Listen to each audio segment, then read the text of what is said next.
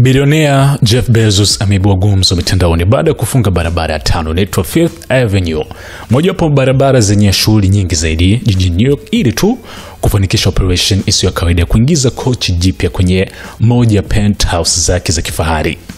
Bezos, mwanzilishi wa Amazon na mmoja wa watu matajiri zaidi duniani, alinunua kochi lisilo la kawaida ambalo haliwezi kupita kwenye lifti wala kupandishwa kwa ngazi.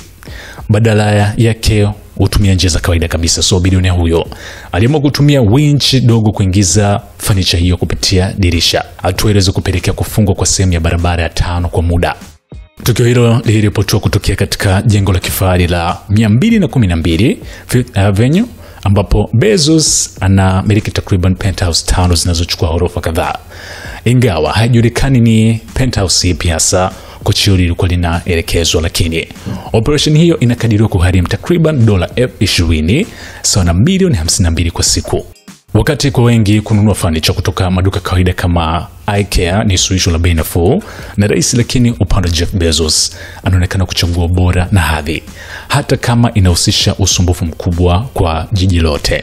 Hili si tukio la kwanza kwa mabilionea kutumia njia za kipekee kuingiza bidhaa zao kwenye majumba angani, lakini tukio hili limeweza kuzua mjadala kuhusu matumizi ya nguvu na ushawishi wa matajiri katika maeneo ya umma.